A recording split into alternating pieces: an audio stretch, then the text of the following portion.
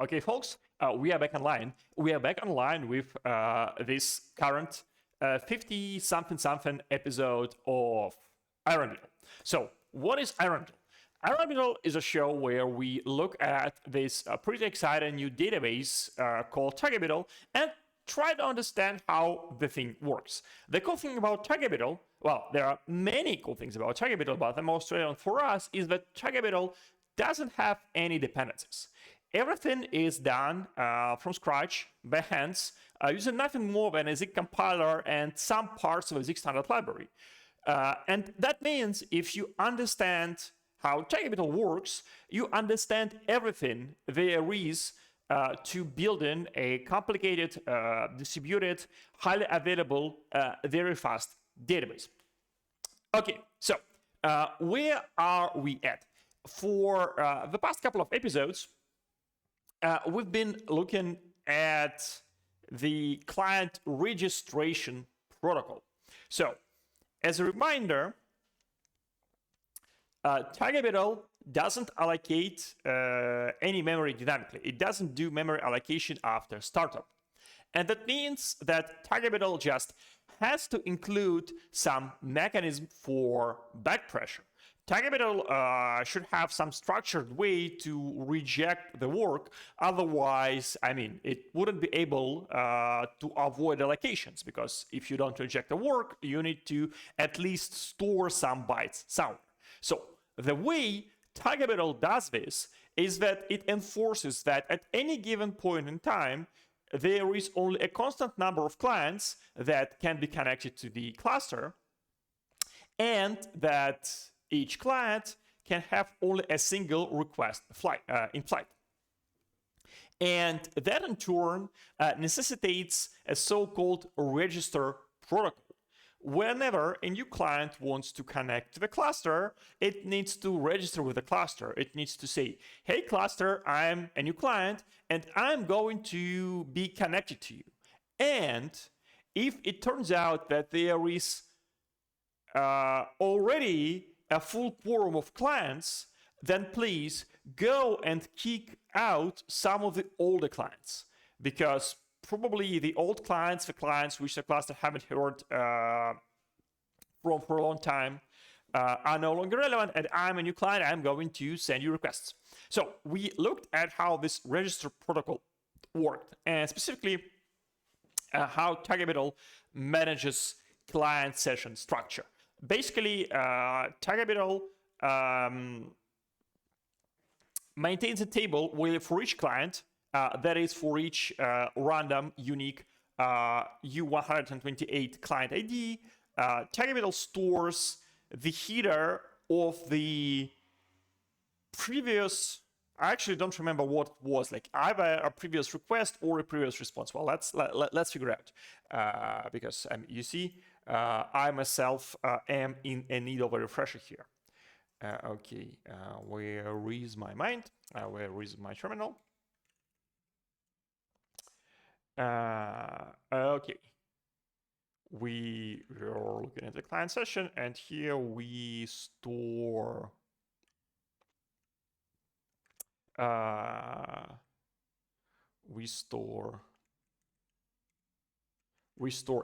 reply. So for each client, we remember the previous reply. If the client registers, then that reply is a reply to a register method. So there is a very simple test for when a client is connected, when it is present in the client sessions. Now, client session is constructed at runtime in memory by processing all incoming register requests, but if the replica crashes and restarts, it needs to somehow restore the client session table. So for that reason, at the checkpoint, we also serialize client session as a superblock trailer to disk. And that makes it persistent. Okay, so that was the last two episodes. What are we looking at today? Today we are looking at the end-to-end idempotency and the reply protocol. So the technical part here is actually going to be pretty easy. Basically, the idea here is that if the client retries a request, then we need to send, like, to retransmit a reply to the client, because the reply might get lost. But I also want to do a little deeper dive, and that's going to be a theory, a little deeper dive on, like, the big picture about retransmissions and retries. Okay, so big picture. What we are calling a targetable client isn't actually the end user. It isn't a mobile phone, and it isn't a website that is doing some kind of like e-commerce payment. No, what we call a targetable client is an API gateway, a stateless, and this is very important because the only state is in a targetable in the system, the stateless service which aggregates many individual payments from end applications like mobile phones and websites into a batch of prepares. And then this batch of prepares as a single unit get transmitted to targetable, where it goes through replication protocol and then efficiently executed on a single CPU core. And because the API gateway is stateless and it is failable, there needs to be some kind of an end-to-end retry. So when your phone tries to get the payment through, it might be the case that, like, there's something wrong with the network and your payment didn't get to the API gateway. Or it might be the case that, like, your message did get to the API gateway, but the API gateway then crashed. Or maybe your message got to the API gateway, it got included into the prepare was sent to the targetable, it was processed, targetable sent the reply back to the gateway, the gateway received the reply, the gateway kind of like demultiplexed reply and tried to send an response to your HTTP request, and at that point the gateway and at that point the network crashed. So you managed to send your transfer there, but it didn't come back. So that means that the client ultimately needs to retry, or might need to retry, its transfer, because it doesn't know whether the API gateway got it or not. But then again, it could be the case that the client sent the transfer and it got to the API gateway, and API gateway sent it to the target middle. And then the API gateway crashed and was automatically restarted. And then the mobile phone retries, and then its same transfer gets to this new instance of the API gateway, which is currently running. That means that, and that new instance also includes this transfer into a different batch of repairs and also sends it into the target middle. So it is totally possible that the same single atomic transfer is going to get included into two separate batches. And of course, as a financial transaction system, we do not ever want to process those transfers, to process the single transfer twice, even if it is included in separate batches. So this is the reason why in target middle, the idempotency works on an individual transfer level and not on a whole batch of repairs level. If we go and look at the transfer,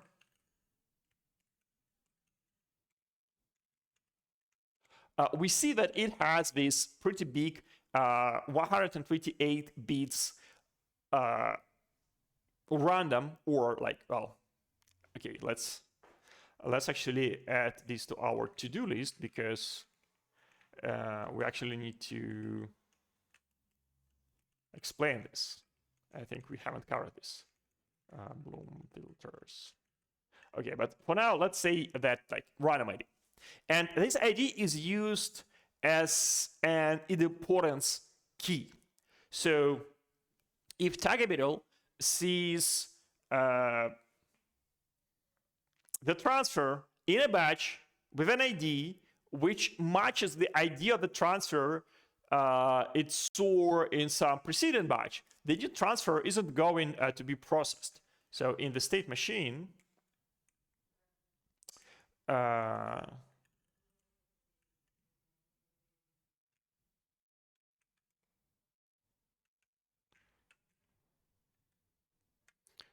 do we call this? Create transfer exists. Okay, yeah. So in the state machine, when we create a transfer, we check whether this ID was already used, and if that is the case, then we return one of the exists results. So we do not allow duplicate transfers. So that is like, you know, the big idea, the big systems architecture. And I mean, this is a beauty. This is like, you know, a really, really simple thing. Like, you know, just the ID is generated on the end phone, and the like the mobile phone on the website is responsible for, like, you know, given identity to a transaction. And then, like, you know, there's this stateless gateway which can be safely restarted, and then there is a idempotency check at the database. I mean, it's super simple, not rocket science. But if you do mess it up, the resulting system would be like very hard to operate, because okay, let's say that we don't have this, don't have end-to-end idempotency. Well, the first thing you need to do is that you need to say, okay, then our API gateway will be checking for duplicate transfers.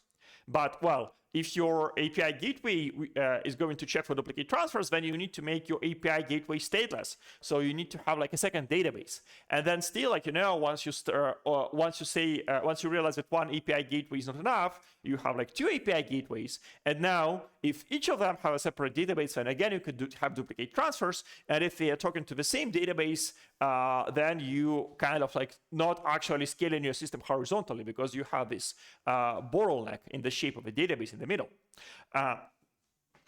That would be a problem simply because of the absence of this idempotency key, which is set not by some middle box, but by actually the one of the ends of the system. Okay, so bottom line here is that like the logical idempotency is handled by the state machine. From a perspective of the DSR protocol, we only need to deal with message failure, and we need to be able to resend the client the reply if the reply got deleted in the network. Okay, so let's, and actually, again, this is also where we take advantage of the fact that we only have a single request in flight. Because if it were possible to have multiple requests in flight for a single client, then it wouldn't be possible, like, I mean, that would mean that you need to hold on to several of the replies in case that a reply to one of your requests was not received. And that in turn would require the client to also have some kind of an acknowledgement protocol so that, like, a client sends a request, the database sends a reply back, but database doesn't know when the reply is no longer needed, and the reply when the client wouldn't be retrying. So the client needs to send an acknowledgement back to the database saying, like, hey, database, I have all the requests up to this thing.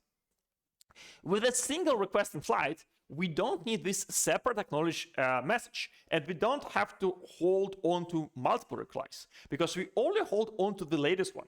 So like when the client sends a request into the database computes the reply and keeps the reply in memory.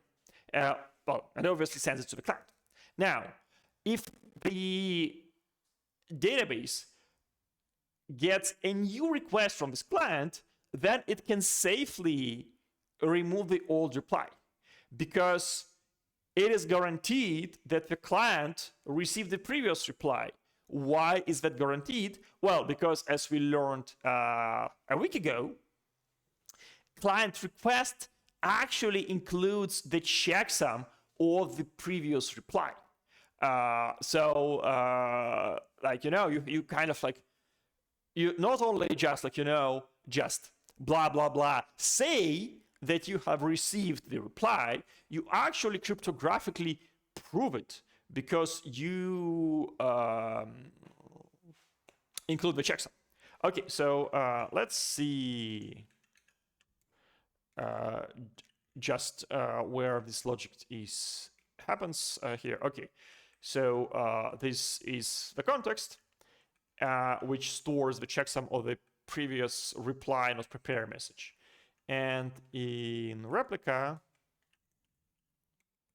I think, okay, I hate it when this happens. I definitely don't want to do this case sensitive thing. Okay, I don't remember the shortcut to toggle it. Okay.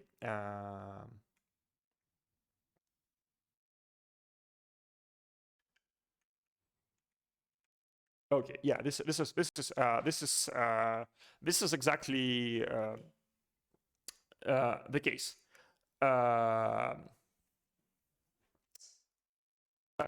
We check that the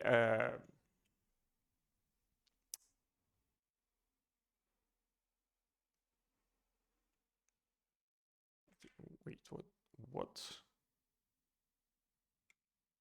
Okay, I'm not part request.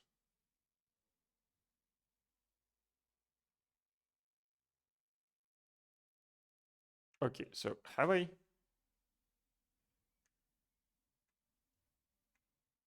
missed a tab? Request sends it to the checksum of the preceding reply. And that is correct. Okay, so context. Oh dear. Okay, I messed up. Okay, so that. Okay, Chaitanya, you immersed in correct protocol. So last time I said that this is actually incorrect because like this should be a checksum of reply, but like this context is a field of a reply.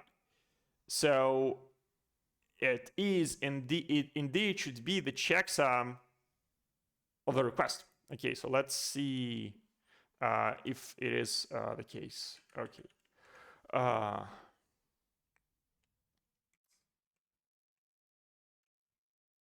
where do we say the context here?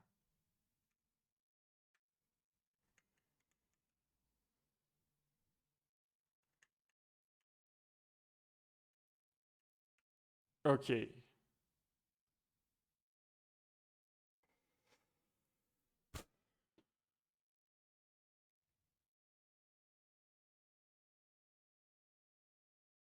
Okay, so this is actually, huh.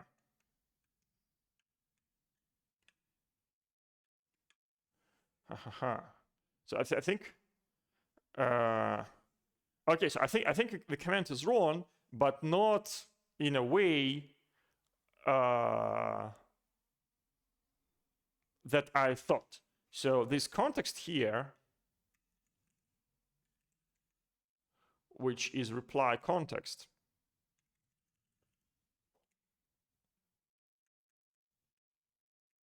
this isn't the checksum of the reply, but it is like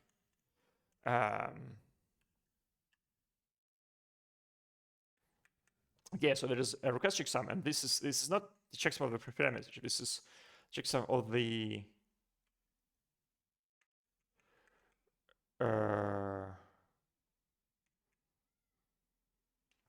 okay, huh? Okay, I don't. Okay, I don't.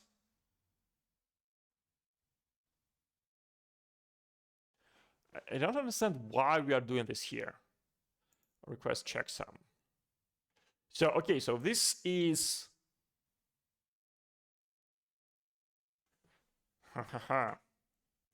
okay, yeah. So in reply, we include 3 checksums. One is oh dear, someone rated me again, and exactly at the moment where I try to correct my mess up from the last time. So anyway,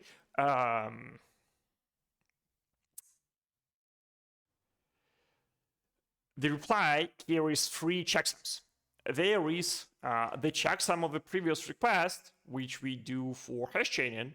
Then there is the like actual checksum,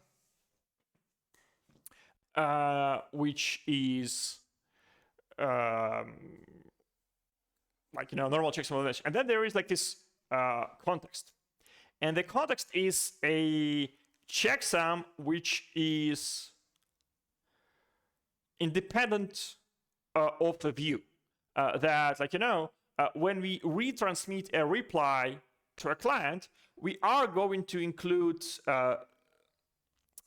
the current view in the reply rather than the original view where that message was generated. So like the reply checksum is actually unstable. The context is stable. And okay, yeah.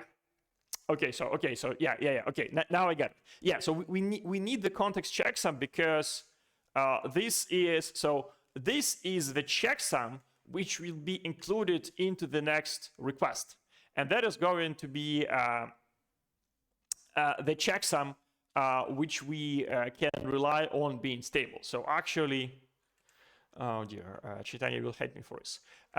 So this, what should we say? This is the checksum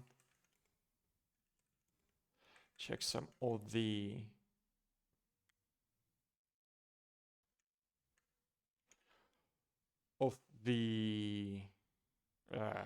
how do you say,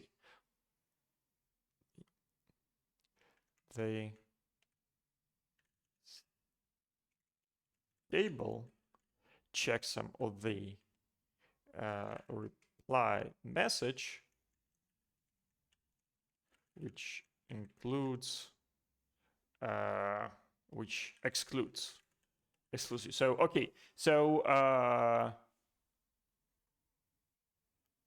it is okay. So I mean, okay, yeah. So it is incorrect that this says prepare because it is a checksum of reply, but saying that this is a checksum of reply message to this to which this message refers would be incorrect because this message is the reply.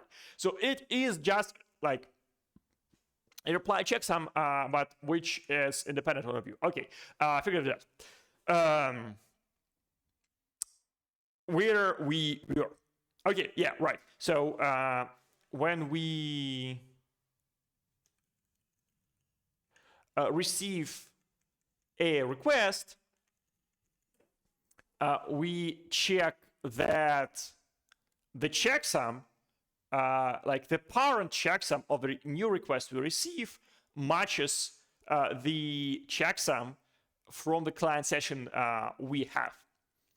Okay, so what do we want to look at today? We actually want to look at this retransmission of requests logic. Okay, so let's start with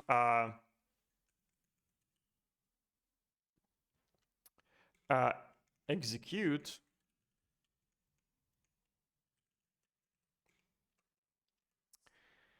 and see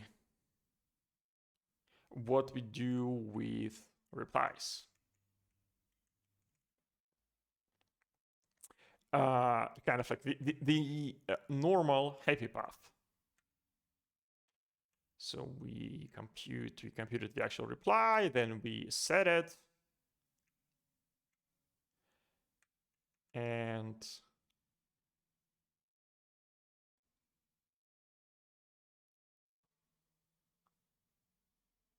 we updated the entry in our client table. And then we send reply to the client. Okay, and this is... Okay, something is missing here, because somewhere we should be writing reply to disk. I definitely think that we should be able to like write reply to disk, because if we crash and then restart and the client resends us the request, we still must be able to retransmit reply, and that means that we need to keep it somewhere. But I'm not seeing where it happens, so we're going to have to dig for it. Okay, but anyway, like the normal case of setting replies is exactly as I've said. If the view of the reply is older than the current view, then we need to update the view, and that means that we need to update the checksum, which means that we need to have a stable checksum somewhere so that it can serve as a cryptographic proof. Okay. But I'm still curious.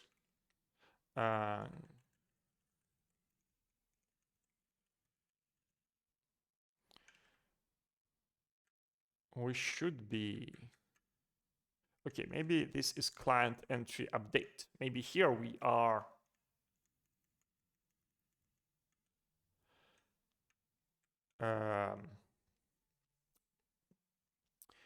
store and reply to this. Okay, so there's like the client sessions. Yeah, okay, yeah, that's it. So in the client sessions, we only insert the header, and the actual reply is going to disk. Okay, let's see how that works. Okay, so we write a reply, and immediately we see that there's actually might be two cases for writing a reply, when we commit in and when we repair it. So right now we are looking at the happy path, no retries, no crashes, so it is going to be the commit path. And here we are going to, okay, who is client replies? Okay, client replies is apparently the entire file which we are reading. Okay, so apparently it should have some useful things. Okay, and by the way, actually, I kind of sort of like don't like this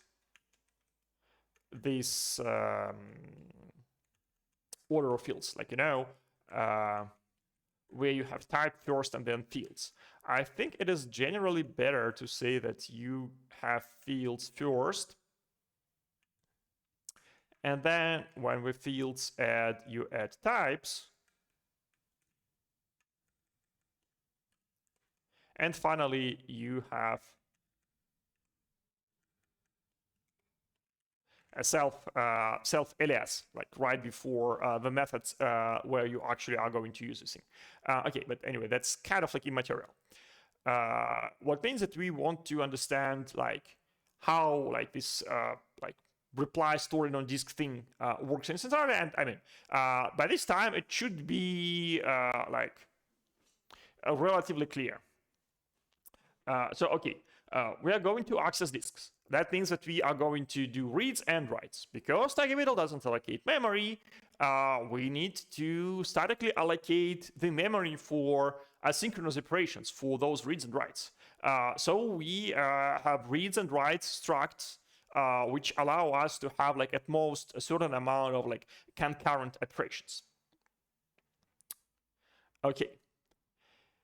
And then, as usual, with anything to disk, we need to make sure that whatever we write to disk becomes consistent by the time of a checkpoint. So there is like some checkpoint and things. And this can fail, so we also track which of the slots are going to be faulty. Okay. And of course, we have to deal with concurrency, because what could happen is that the client sends us a request, we reply, the client sends us subsequent request, we reply, but by the time we haven't finished writing the first reply to disk. So we will go into pause and to wait until that write finishes so we can schedule a new write. Okay, so now we should see all this logic. And by the way, this might be not the ideal order for reading the code, because now that we got to client replies type, I realized that client replies is actually one of the best types to start reading the TigerBeetle's code, because client replies type shows you the API for interacting with the grid. Okay, so let's see. We want to write a reply, and we want to write it to a particular slot. The question is like, what is slot? Well, we have client max concurrent clients, so we can simply store the replies in our arrays, in an array on disk. The question is which slot in the array we should use. And remember, the client ID isn't an index. The client ID is 128-bit number. So we need some kind of a hash map which maps this large ID to a dense index in our slot, in our array, and that is slot. And I think we get this slot from our client sessions. So okay, yeah, that's it. Slot is we get slots from client sessions, and that simply finds it in the checksum. Okay, that is easy. And then I'm going to write this message. Okay, so let's see. First, it actually might be the case that we also are concurrently trying to read this same reply from disk. And I mean, this is like hugely convoluted, but yes, this can happen. So imagine that there was a view, and this view had a primary, and the primary got a request from client. It processed the request and died without sending the reply. So the next primary, like the next replica takes over the role of the primary, and it receives a request from the client. and it sees that he actually it receives the reply. Okay. Okay. No. This is actually okay. This is actually simple. It is not related to a change. It is basically related to, I don't know. Let's say that the replica stayed synced. And the replica is like obviously missing some replies. So the replica starts procedure to fix the replies. And while it is fixing the replies, it receives a request. For which, from the client session table, it knows that it logically should have a reply, and it tries to read this reply, but reply isn't there because we are repairing reply. So this is actually, I might be I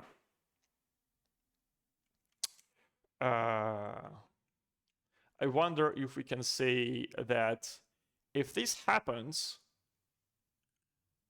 then the trigger is definitely repair, because I think it cannot be the case that here we'll have commit. But anyway, okay.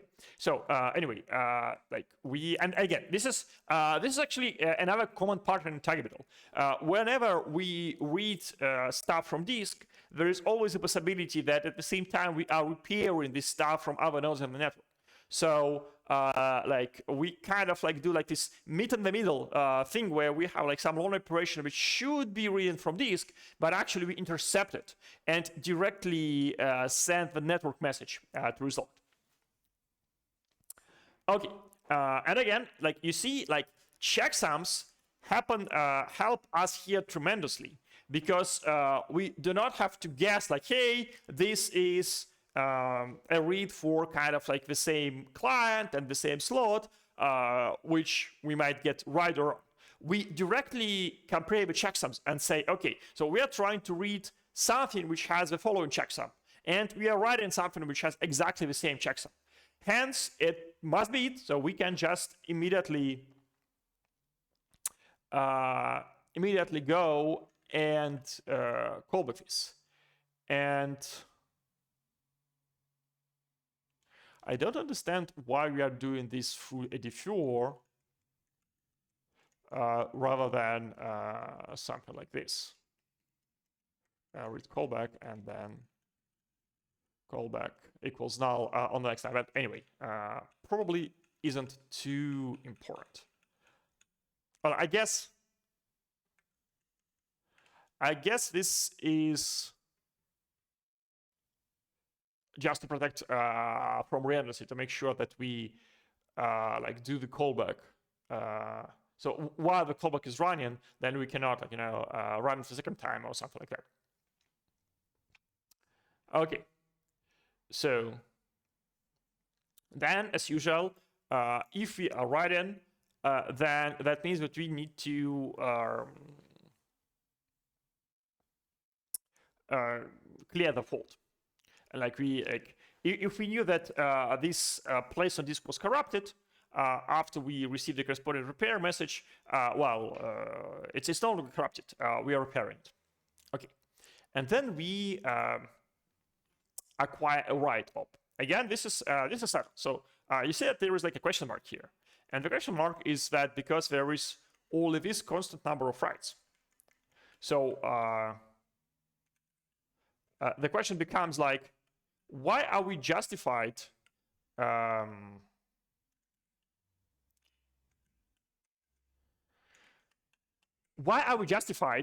in using this question mark? Why this cannot return a null which will blow up? And the reason for that is that I think there is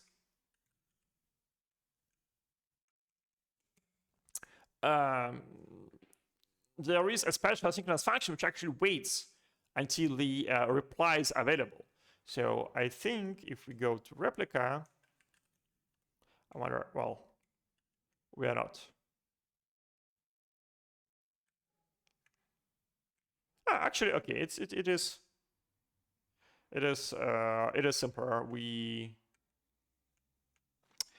just check beforehand that we actually have an available write, and if we don't have an available write, then we skip writing this thing. Okay.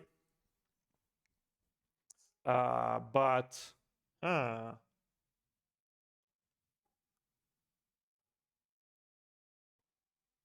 okay, this.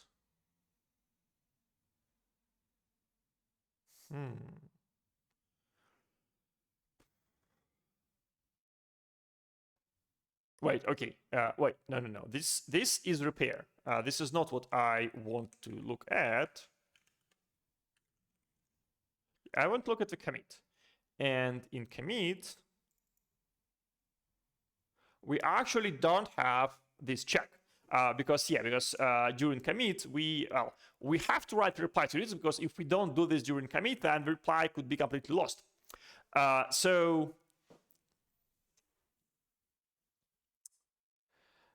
Something has to check that we do have a free slot in the client replies while before we start committing things, and we'll get to this. So, but right now, just make a mental note that I still need to explain why this question mark is justified. Okay, so but assume we do have the right.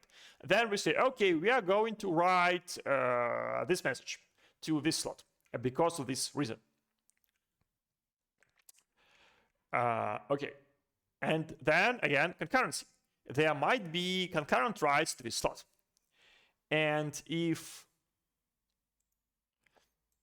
there is already a write, then we know that our write is actually more important. It is fresher. So we go and override it. Otherwise, we add our write to queue of queue of in progress writes, which is also a fixed size array. Okay. So and again, you see, kind of the way you could do this is you could write like three conditions. Like you could say, okay, so if we have a conflict, then we replace. Otherwise, we go and write, and after we write, we go and then we check if wait.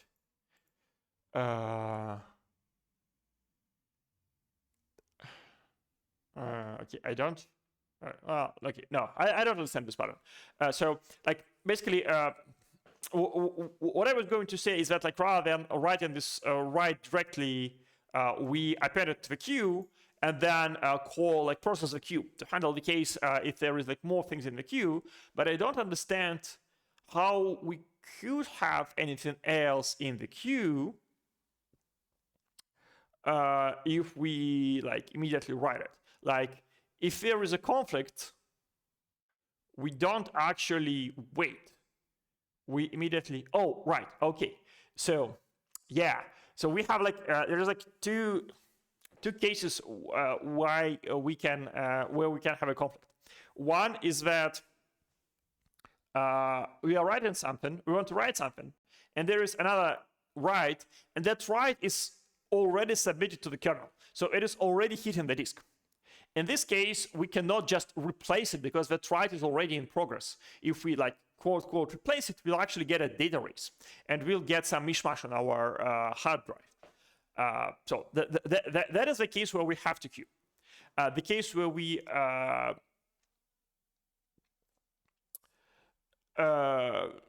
can substitute the write is that if the write is queued, but it isn't started. So the queue stores the writes which are not started. And I think in write reply next, we will check for the conflicts. So we pick the next write from the queue, which is not started. And if, okay, yeah. And if the slot is being written, we say, okay, no, cannot actually write this reply yet. Okay, if this writing is not set, then I bet we are going to, we are going to set it. So we say, okay, now we are writing this thing. And then we do, okay, we write data to the storage. Here is your buffer. here is the offset, and the offset is, I guess we can guess what the slot offset does. It takes the start offset to the client zone on in the data file. Then it takes the slot, which is an index, and multiplies it by the message size. That should be it. Okay, yeah, that's it. And we actually pass the zone into the right sectors, so the addition of the zone offset will happen shortly. Super. And again, this is like super simple code. This is why I like Zig. This is why I like Tigebiddle. This is like how you do like systems programming. Slot.index multiplied by some constant. Like you cannot do things simpler than this. And yet this is just how the database with all its like complicated storage fault tolerance and consensus algorithm works. Okay, so we set our write-in. We remove this thing from the queue, and then we say, okay, when we are done, invoke the write-in callback. And in write callback,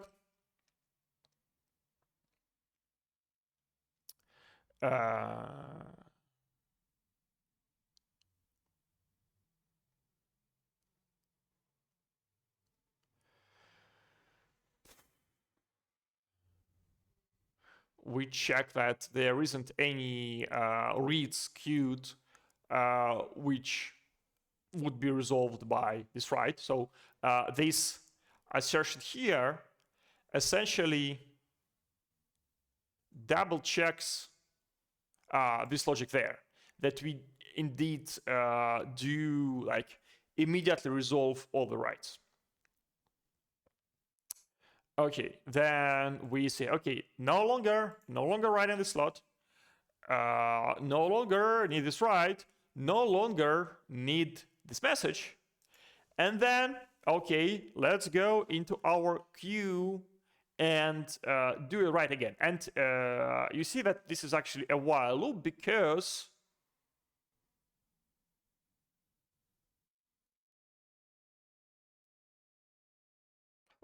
we can write them all independently. And okay, yeah, I guess it's slightly less optimal than it could be. We kind of like do it in a queue order,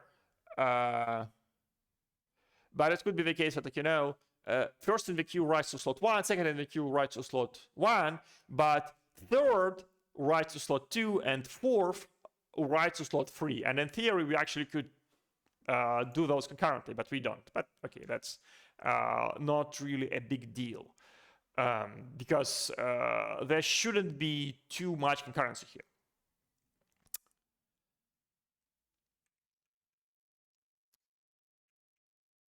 Okay.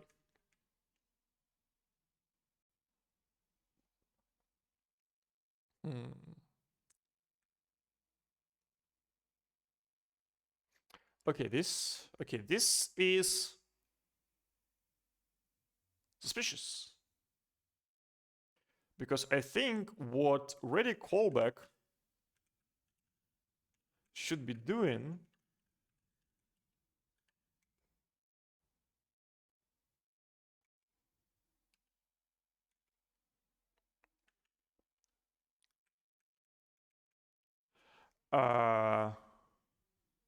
is ensuring that we do have a single write, and we do release a write here,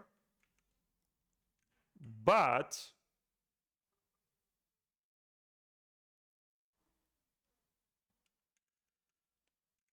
this thing here might get it right. Wait, no, because like, okay, this doesn't allocate right because this pre-allocates rights. Okay, yeah, this is fine. So we released write, and here we actually could say like double check like client replies writes available is greater than 0. Because yeah, so basically this thing here cannot acquire write because writes are required before it. Okay, and actually here we could also see like the checkpoint logic. So we don't need to write new data during checkpointing when we're writing replies, but we need to make sure that no writes are still executed when a checkpoint happens. So that's why we say, okay, if we are in the process of checkpointing and if no one is executing commit, then we say, okay, we've done the checkpoint. And we can invoke a callback. Okay, I think that's like looking at the right path here. Basically explains everything. Okay, now one thing which is not explained is the repair flow. Like who finds out when replies betrothed on disk? Okay, so before we get to that, which is again the control loop in the replica, let's maybe do like one more read through like this entire client reply types to make sure we understand everything, because I don't know about you, but I now like see the picture. Okay, let's see. So client reply types. We obviously have storage because we are going to write to storage. We have message pool, and that is because we are going to release messages when we finish writing, and we are going to release them back into the pool. Then we have replica. I think we only use replica for login purposes here. Yeah, you see, this is just for logs. Okay, so that's easy. Then reads and writes. I mean, exactly as I described. Then write and bit sets. Which we require to, like, this is essentially, like, this write and bit set is essentially a lock which prevents concurrent writing. Then faulty, again, if we try to read something and the checksum doesn't match, we set faulty so that we can repair. Then we have write queue, which I'm confused about because I moved that definition before later, which is just a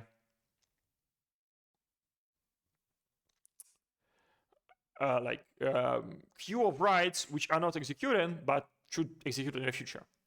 And then the standard pattern for asynchronous separation. So one asynchronous separation is we are waiting for a write slot to be available, and that's ready callback. And another asynchronous separation is that we are waiting for the checkpoint to be done, for all the writes started before the checkpoint to finish, and that's the checkpoint callback.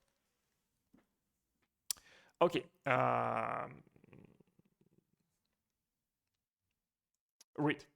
So again, like you see, like there's like manual closures. So when we finish a read, we should invoke the callback, and we want to pass the context to this callback. Like we need to pass the reply header, and we need to pass the destination replica because the callback needs it.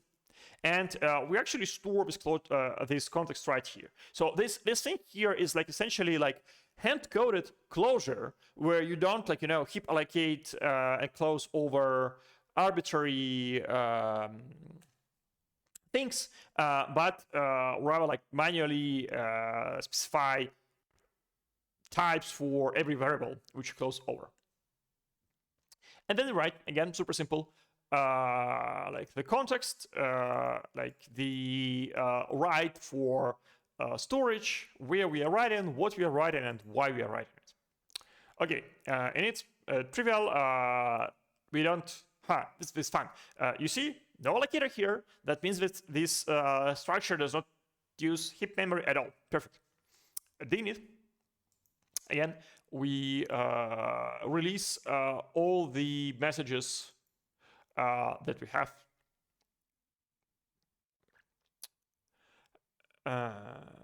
Okay, reply durable.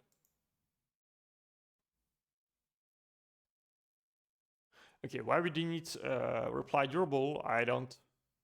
Well, okay, yeah. well, I mean, it is clear what it does. It says that, hey, reply, like the reply is believed to be on disk, which means that it is not known to be faulty and it is not known to be written to. But I don't understand why we need this. I'm distracted. Let's find out why we need reply durable. Reply durable. Okay, yeah, this is required for the state sync, because as a part of a state sync, you need to sync all replies, and like you need to check that you sync replies. That's what I need. Okay, read reply sync. So this is actually okay. This is actually another curious pattern that we have in TrackBiddle. Like, you know, again, like sometimes you have an operation which is maybe asynchronous. Maybe you could complete the operation immediately without doing any kind of input-output, or it might be the case that the operation actually is asynchronous and requires waiting. So the way we handle this in TrackBiddle is that we usually split this into like do X sync and do X, where do X sync either returns immediately or returns like now, saying like, hey, I cannot do this operation right now. Maybe I can do it, but not right now. And then there is, like, you know, the general case, not sync, but that as a precondition requires that the sync version returned an error. Okay, and why it might be the case that we can read the reply synchronously? Well, if, for example, reply is resolved by a read, which is in progress. And I think that's the only case. Okay, yeah, that's we see it immediately. So if we are not writing a reply, then yeah, fine, return null. Cannot read synchronously, need to go to disk. Otherwise, we go through all the replies and find the latest write for this client, and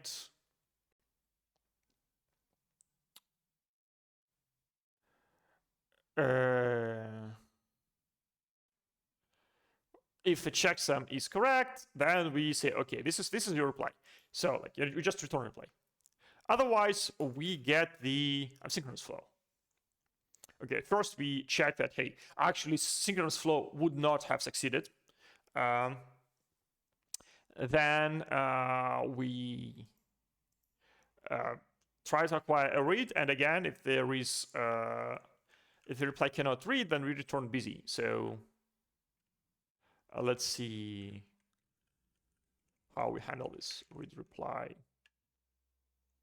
Okay, yeah, so you know, we tried to read reply. There weren't ready slot available. We just log error. We don't do anything, and that is fine because the request will be retried end to end by the client, and at that point, we'll hopefully have a read slot, or maybe some other replica. Maybe it will actually be retried against some other replica, and that will be able to send its message.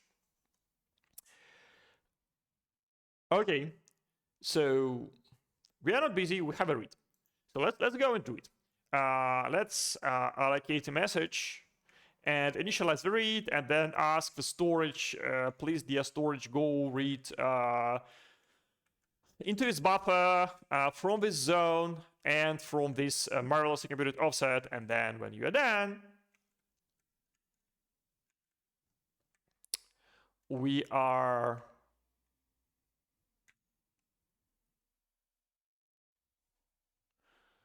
going to write reply next, which doesn't make sense to me.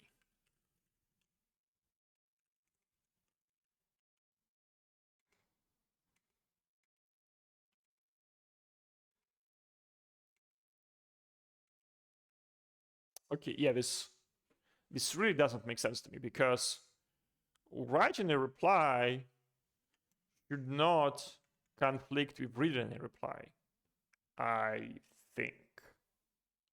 So is there like anything about reading here at all which would prevent us from succeeding? Yeah, okay, I think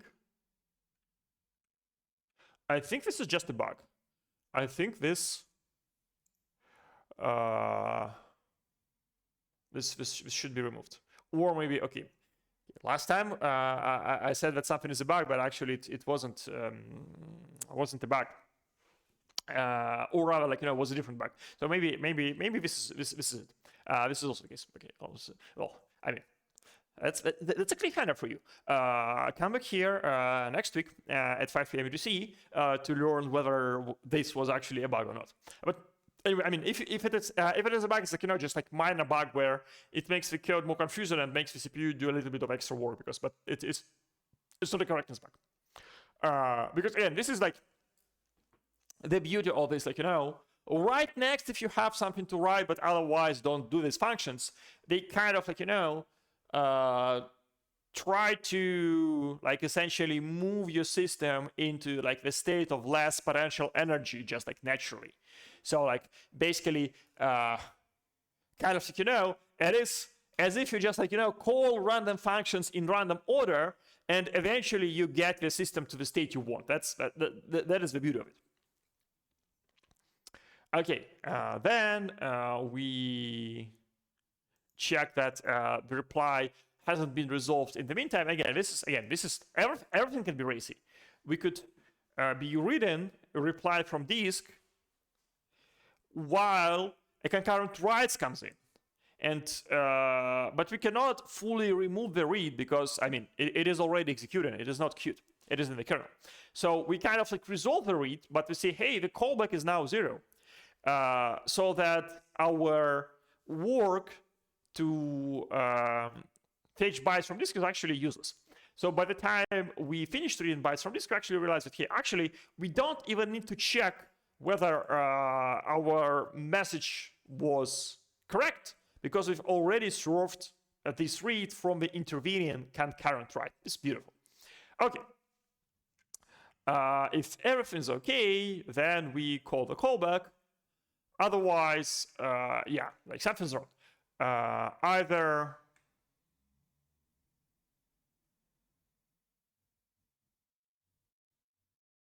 okay, but we still call the callback. Okay, I don't.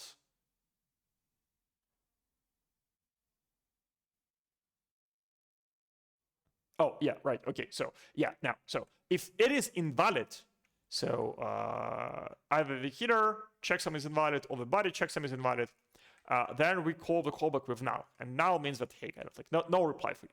Similarly, if the checksum, like, internally is valid, but it is not the checksum we are looking for, then also we say, hey, no, do not have this reply. And finally, yeah, we call the callback. Okay, so that's easy. Then the ready pattern. The thing which needs to make sure that we have free slot. Again, same thing. Ready sync returns immediately, and then, like, otherwise, like, ready, which takes a callback, which will be executed later. And actually, now we can see where we use those ready. So ready sync, because it is a unique name.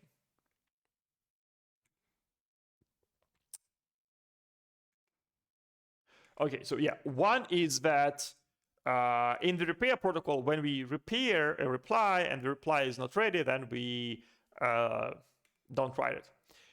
But another is this, like, commit reply setup. So okay, so this is going to be complicated, because we are going to look at a commit dispatch, like one of the most convoluted things here. Okay, and this is reply setup. Okay, so in the reply setup, we say, okay, if we have a reply, we return ready. Otherwise, we say, hey, let's wait until the reply is ready, and then when this is done, we are going to call commit dispatch resume, which will go into the commit dispatch loop. And here we'll see, we'll like it's essentially like a DAF device. So it's like manually written asynchronous loop. So we say, okay, if commit setup returns ready, then we just fall through to like next thing. And by the way, I think we could use label switch here to make this more convoluted, but never mind. Okay, so if it is ready, then we fall through to the next thing. Otherwise, if it is not ready, well, we return from this commit dispatch function, but that means that here we've actually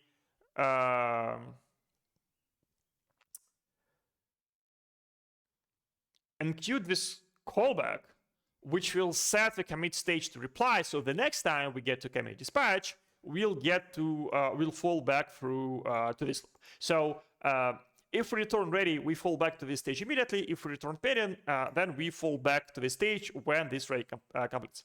Anyway, the bottom line here is that by the time we do commit execute, we actually do have a single write available.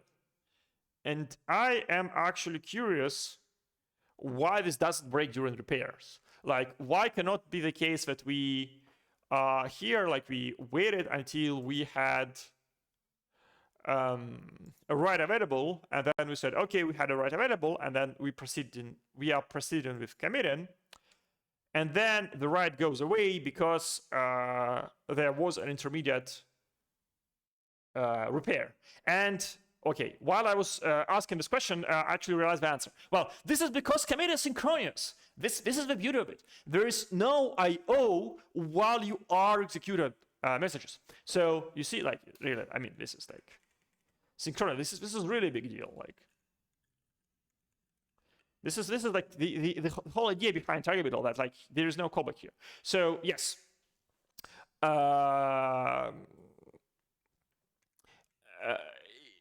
There's no synchronous work, so the write remains available while we're committing, on top of all other benefits of synchronous commit, like, I mean, being able to just do a single tight CPU loop without getting interrupted to read data from disk. Okay. This is beautiful. Okay, let's see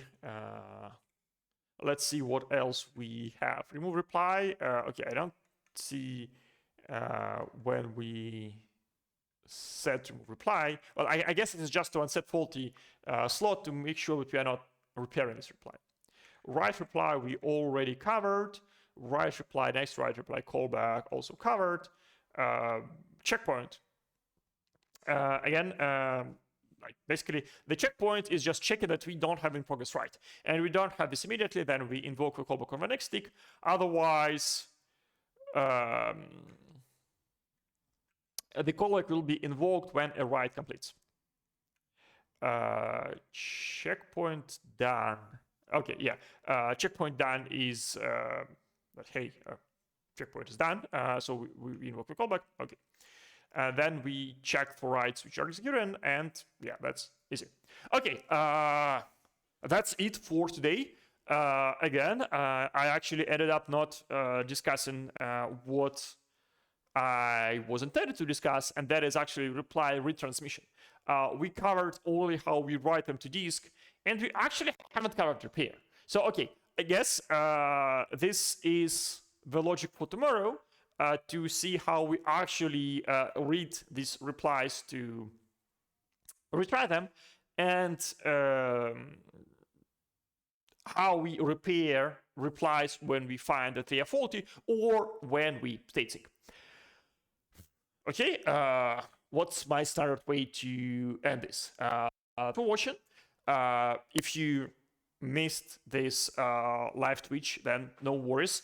Every single episode is available on YouTube on Tagabital's channel in the Arabital playlist. And anyway, even if you are watching on YouTube, then please join next Thursday at 5 p.m. UTC, live on Twitch from whatever place on the planet you are. I'm personally in Lisbon. Thanks for watching, and see you in a week.